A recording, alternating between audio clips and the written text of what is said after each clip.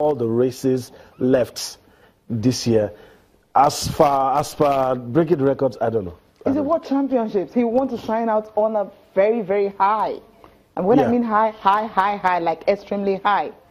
Okay, he's been talking about Van Niekerk, you hear me? I mean, there's a South African guy who has They've trained together, you know. He's one of the few guys who've told us, look, I'm not surprised with what Van Niekerk has been able to do. He told us the other time that Wade probably shares the kind of hunger that Usain Bolt has for athletics. And a lot of people are saying they're already tipping Van Niekerk to be the next big thing. And every time Usain Bolt comes to a news conference, questions about Van Niekerk are always being asked because they know they train together at some point. Both guys are close, and there's every likelihood he might just be handing over his crown of fame, his crown of medals haul to Van Niekerk. Most of us still yet to get over how he won, Van Niekerk, that is, won at the Olympics. All right, let's listen to Usain Bolt talking about the star of the moment now, Wade Van Niekerk of South Africa. Definitely not. You know, you guys know me over the years. I never back down from a challenge. I think that's one of the most disappointing things to my career is now, that he came along at this late stage that I didn't get to compete against him, because I think he's one of the best hands down right now. And he's really confident and he really works hard. I've seen him train because he has come to Jamaica already and train, and I've seen him at the level. So for me, I'm never afraid. I live for competition. But it's too late now. It's at the end of my career, so you would never know what could happen.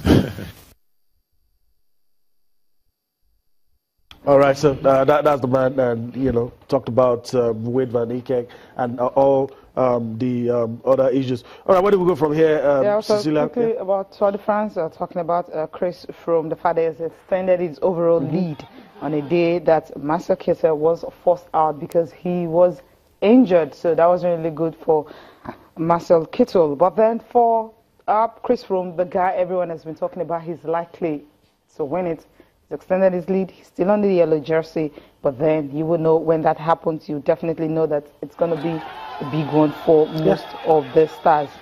Someone jokingly asked me this morning that the likes of Froome, Kittel, Mark Cavendish, we hope that in later years to come, there won't be any stains about doping and all that. And you already know that there are already claims unproven. There are already allegations out there about some of these top cyclists, and some of the other guys in cycling say it's probably it's very difficult to win most of these races without doping. Time will tell, but Chris Froome, the man, you know, the man of the moment, enjoying himself. I mean, he says he's going to do it again, and I don't see anybody betting against him.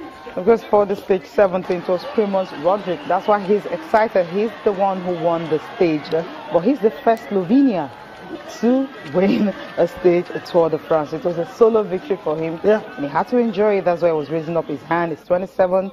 Even though Froome still has the, yes, it's still on yellow jersey, but then the day belongs to this man. For the stage win. For the stage win, for my ski jumper. Well, last man standing, so you say it was a good one for him. Really happy about how it all went on. There you have Chris Froome still enjoying the yellow jersey, extending his lead. So every opportunity that you have your opponent, you know, failing, you take the opportunity and you just, you know, take a chance and extend it, and you're happy all about that. So it's not going to be easy. If you check the way it's looking right now, all focus definitely it's on Chris Froome because he's still on the yellow jersey. That's what is important. You need to just keep up the pace and just keep fighting and fighting and fighting and see how it's going to go at the end of the day. So at the end, it was just really dramatic. So how many more races left? Well, we'll see what's going to happen. Yeah, we'll see if we can keep the momentum. We all came into the Tour de France knowing that it was the man to beat, and everybody has been, you know, trying to just outdo him. But we'll see how far he can go. Yeah, we'll see how. Sometimes I do. Okay, from that, let's come back home a little bit. But it's not so good. I mean, Commonwealth Games, Youth Olympics. I mean, we talked about the Commonwealth Youth Olympics, talked about the fact that, okay, we have athletes camp, the numbers of sport they were going to participate in on this program. And we spoke to Ademola Are, you know, the one in charge of grassroots development and all that with the ministry. And he spoke gloriously about how the athletes are faring. And even the sports minister at the time, you know, visited the athletes and all that, encouraging them, keep training, see how you can go ahead and make Nigeria proud. But the news coming out right now this morning, it's really not looking good. The tournament started without Nigeria participating. We know how South Africa have been able to use the youth system, you know, to build their sport. But in Nigeria right now, it's not happening. Athletics, yes, 2 tournaments, under 18 in a row now. Nigeria hasn't been there. But then this one, we felt, okay, we're going to have a chance to see some young athletes who've been training. You know how difficult it is for you to put all your strength, all your might. You've been training every day, you know, thinking that your parents are happy. At least my daughter or my son is going to travel out of the country. He's going to compete with the very best in the world. And at the end of the day, you're going to tell them, oh, sorry, you can't go. Reasons? It's really sad. You know, it's... I can't explain. I can't put my finger on it. We saw the signs. Obviously, you're going to hear about lack of funds. You're going to hear about the usual stories. And it's really sad because you're denying the next generation the opportunity to burst onto the scene, the opportunity to get their time under the sun, the opportunity to probably become the next big thing in athletics. And it's really sad. A lot of people will also throw it in your face that, okay, of all the years we've been going, what have we achieved? What have we done? But we must say that you must seize every opportunity to be at this kind of events.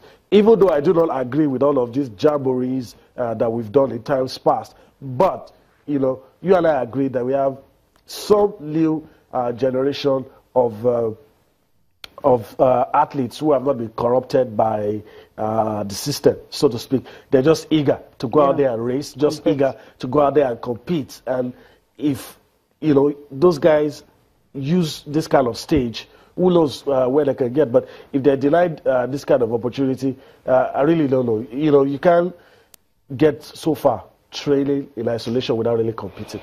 It's really painful. I mean, it pains me because every time we want to talk about Nigeria youth, we talk about the fact that you want to take them off the street, you want to give them sports to encourage them. But then when you're not doing the necessary thing, what's going to happen with them? Yemi Olus will be joining us to talk more about this and also review of athletics, what went down in Abuja and also in Warri. But that will be after this break.